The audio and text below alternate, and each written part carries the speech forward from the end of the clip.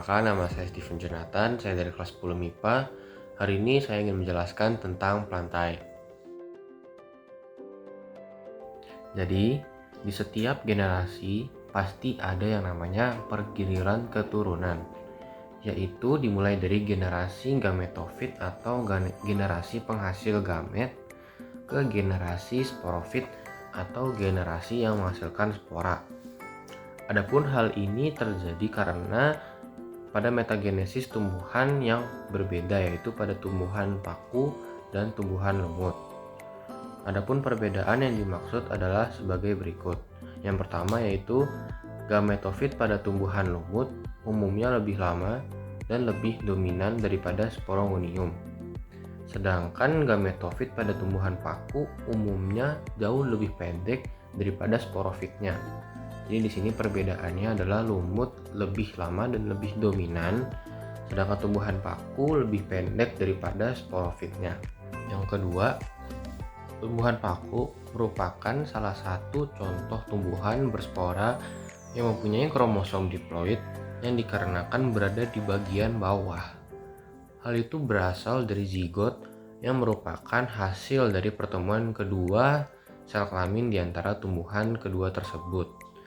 Sedangkan untuk tumbuhan lumut yang memiliki kromosom diploid karena berada di bagian atas yang terbentuk dari perkembangan spora dari lumut itu sendiri. Jadi perbedaannya adalah tumbuhan paku memiliki kromosom diploid yang berada di bawah, sedangkan tumbuhan lumut memiliki kromosom yang berada di bagian atas. Yang ketiga, tumbuhan paku menghasilkan spora dengan bentuk dan ukuran yang sama, serta tidak bisa dibedakan jenis kelaminnya baik jantan maupun betina. Sedangkan pada metagenesis, lumut tidak menghasilkan spora. Jadi di sini perbedaannya, paku dapat menghasilkan spora, sedangkan lumut tidak dapat.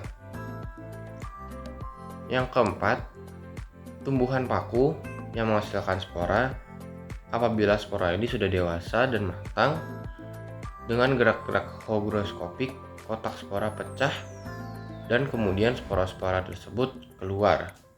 Kemudian spora tersebut menyebar pada area yang luas dengan bantuan angin. Apabila spora tersebut jatuh di tempat yang lembab, maka akan berkecambah dan menjadi protonema yang menyerupai benang dan menjadi lumut baru. Jadi, dalam metagenesisnya, lumut mengalami pergantian keturunan antara generasi gametofit dan sporofit. Yang kelima, pada tumbuhan lumut yang berperan sebagai generasi gametofit adalah tumbuhan lumut, sedangkan pada tumbuhan paku yang berperan sebagai gametofitnya adalah protalium. Jadi perbedaannya, yang berperan sebagai generasi gametofit pada tumbuhan lumut itu adalah tumbuhan lumut itu sendiri yang memerankan generasi gametofit. Sedangkan untuk yang paku adalah protalium. Yang terakhir, pada tumbuhan lumut yang berperan sebagai generasi sporofit adalah sporongonium.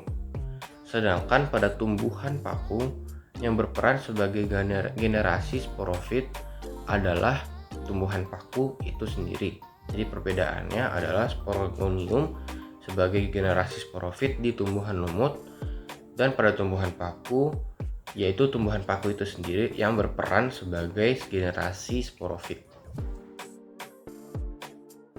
Pertama-tama saya akan menjelaskan ciri-ciri Gymnospermae terlebih dahulu. Ciri-ciri Gymnospermae adalah yang pertama, bakal bijinya tidak terlindungi oleh daun buah. Selanjutnya, pada umumnya pohonnya tidak ada yang berupa herba. Batang dan akarnya berkambium sehingga dapat tumbuh membesar. Akar dan batang selalu mengadakan pertumbuhan menebal sekunder. Berkas pembuluhnya melakukan perlengketan kolateral terbuka, dan silemnya pada Gymnospermae hanya terdiri atas trakeid saja.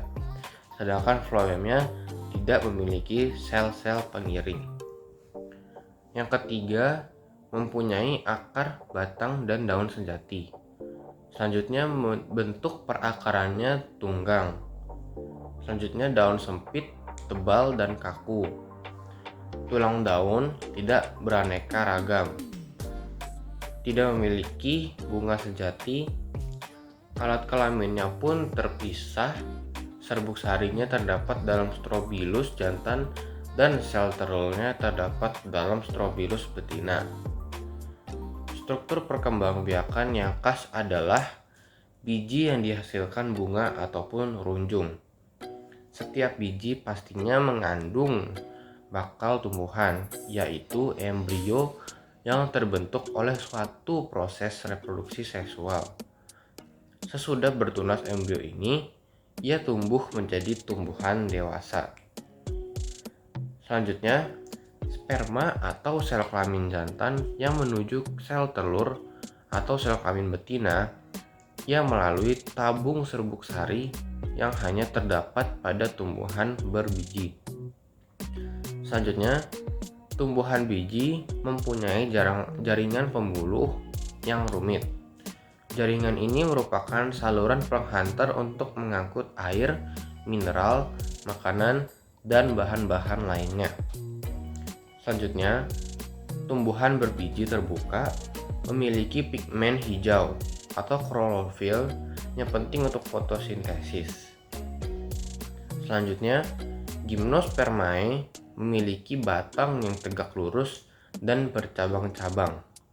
Daunnya jarang yang berdaun lebar, jarang yang bersifat majemuk, dan sistem pertulangannya daunnya tidak memiliki banyak ragam. Hal ini sangat berbeda dengan karakteristik daun yang terdapat pada Angiospermae yang sistem pertulangannya beraneka ragam. Selanjutnya saya akan menjelaskan tentang ciri-ciri Angiospermae. Yang pertama, tubuhnya terdiri dari bunga, daun, batang, dan akar. Selanjutnya memiliki daun yang pipih, tulang daun yang beraneka ragam, bakal biji yang tertutup oleh daun buah, memiliki akar serabut atau tunggang, dan memiliki makroskofil yang membentuk badan sehingga disebut putik yang memiliki bakal biji yang tidak kelihatan. Berkas pembuluh pengangkutan yang ada kolateral terbuka dan ada juga yang tertutup. Memiliki benang sari yang terpisah atau terkumpul dalam satu bunga. Xylemnya terdiri dari trakeida dan trakea, sedangkan floemnya dengan sel-sel pengiringnya. Pembuahan ganda juga dapat terjadi di Angiospermae. Sekian penjelasan dari saya tentang Plantae. Terima kasih telah menonton. Tuhan Yesus memberkati.